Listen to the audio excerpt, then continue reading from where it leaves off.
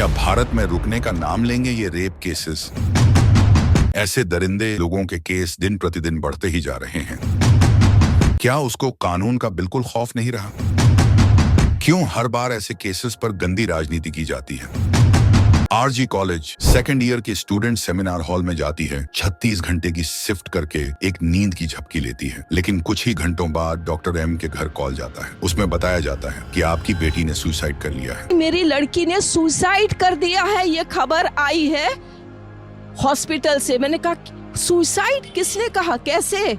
Doctor M के घर वाले घबराते हुए हॉस्पिटल जाते हैं, लेकिन उनको अपनी बेटी तक को देखने नहीं दिया जाता। माँ बाप हाथ जोड़ते रहे, हमें एक बार दिखाओ, हमारी बच्ची का मुंह एक बार दिखाओ।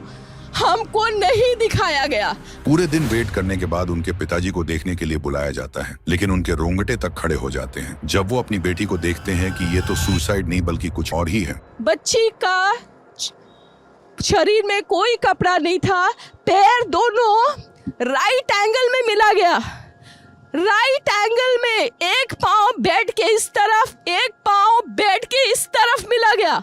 जब तक पेल्विक गर्डल नहीं टूटता है, इस तरह दो पांव को नहीं चीरा जा सकता है।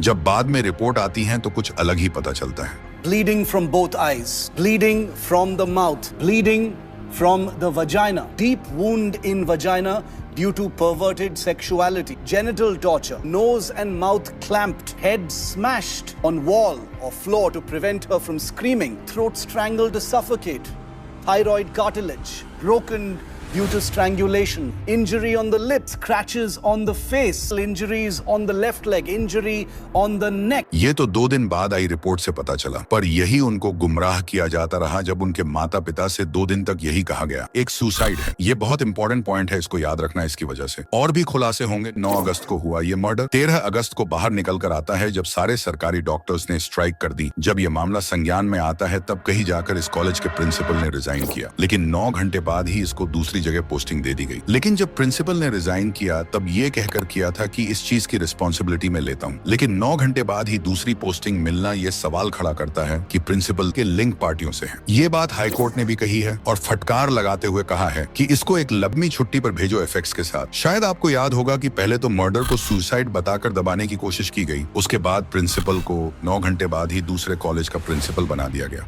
तीसरा पॉइंट, अब जब मौका वारदात पर एक हेडफोन पाया गया, उसके जरिए उस अपराधी को पकड़ा गया और पता चला कि वो उसी हॉस्पिटल में काम किया करता था और वो सुबह ही सोने के लिए निकल गया था। और सोने भी कहा गया था पुलिस के बैरक्स में, क्योंकि वो एक सिविल वॉलंटियर था जिसकी ड्यूटी हॉस्पिटल में लगी हुई थी। लेकिन अभी तक इसी एक को पकड़ा गया है, पर इसमें अकेले का हाथ नहीं था, और भी लोग शामिल थे, ऐसा डॉक्टर्स का कहना है। ऐसे बहुत सवाल प्रोटेस्टर्स पूछ रहे हैं, लेकिन कोई जवाब देने आगे नहीं आ रहा है, बल्कि इसको दबाने की कोशिश की जा रही है कि ये इंटरनेशनल न्यूज ना बन जाए। लेकिन कुछ समय बाद उसी आरजी कॉलेज में घटना वाली जगह पर सो कॉल्ड रेनोवेशन का काम होने लगता है और तोड़फोड़ हो जाती है। दोबारा से कंस्ट्रक्शन होने लगता है। लोगों का कहना है कि कंस्ट्रक्शन के नाम पर सबूतों को मिटाया जा रहा है, जिससे उन लोगों को बचाया जा है जो इसमें डायरेक्टली इन्वॉल्व थे। जो लोगों ने सवाल पूछे थे उसका जवाब कोलकाता पुलिस देती है, पर 4 सवालों में से बस 2 का। पहला, हमने कभी फोन करके नहीं कहा कि सुसाइड किया है। दूसरा था, लड़की के लास्ट राइट उनके पेरेंट्स ने किए थे, हमने नहीं। लेकिन यही 2 और क्वेश्चन पूछे गए थे कि प्रिंसिपल को 9 घंटे के अंदर ही नई पोस्टिंग किसके कहने पर दी गई, और जो हॉस्पिटल के अंदर कंस्ट्रक्शन का काम यानी कवर अप का काम चल रहा है, इसके ऊपर कौन है और किसके कहने पर किया जा रहा है। लेकिन इन बातों का कोलकाता पुलिस ने कोई जवाब नहीं दिया।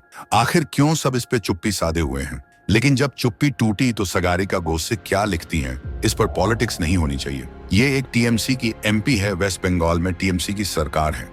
आज डॉक्टर एम के साथ हुए इस घटना को 11 दिन हो चुके हैं, लेकिन कोई आश्वासन नहीं मिला है। दिन प्रतिदिन ऐसी दरिंदगी बढ़ती ही जा रही है। आजकल लड़कियां घर से बाहर जाने में डर रही हैं। क्या यही था स्वतंत्र भारत, जो कोई भी आकर कुछ भी करके चला जाए और राजनेता बस राजनीति करते रहे?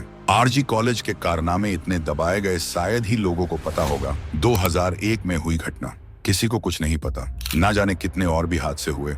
जब लोग इस न्यूज को देखने के बाद कमेंट कर रहे थे, कुछ मानसिक तौर पर बीमार लोगों ने इतने अभद्र टिप्पणी की और कुछ लोगों ने इनको हाईलाइट किया कि कोलकाता पुलिस इन लोगों पर एक्शन लिया जाए। पर यहाँ तो उल्टा ही हो गया। जो लोग अरेस्ट करने की रिक्वेस्ट कर रहे थे उनको ही पुलिस ने उठा लिया, लेकिन इन सबको दबा दिया गया राजनेताओं द्वारा। अगर ये कॉलेज पहले ही बंद कर दिया जाता तो शायद ही ये घटना घटती। क्यों ममता बनर्जी हमेशा से दबाती आई है ऐसे घटनाओं को? क्यों इतनी गंदी राजनीति हो रही है? क्या सच में ये डिक्टेटरशिप नहीं है? मैं पूछना चाहूंगा ध्रुव राठी से, क्या कभी ये बातें उठाई हैं कि ममता बनर्जी क्यों दबाने की कोशिश कर रही है? क्यों अपोजिट पार्टी मुंह पर ताला लगा के बैठे हैं? वैसे तो हाथरस में हुए कांड पर आपने योगी जी से रिजाइन की मांग की, पर ममता बनर्जी को बचाते हुए शॉर्ट वीडियो बना रहे हो। हमेशा बीजेपी पर आरोप लगाने के अलावा कुछ किया है? मुझे पता है बीजेपी भी दूध की धुली नहीं है, पर ये सब तो उसे भी गिरी हुई है। जो लोग दावा करते हैं कि राठी जी को अपना हिस्सा मिल जाता है, क्या इन बातों से नहीं लगता? आवाज उठाना अच्छी बात है सरकार के आगे, लेकिन जो गलत है उसका साथ क्यों? कब मिलेगा डॉक्टर एम को न्याय? क्या भारत में रेप जैसे घिनौने काम बंद होंगे? सबसे बड़ा सवाल बना हुआ है।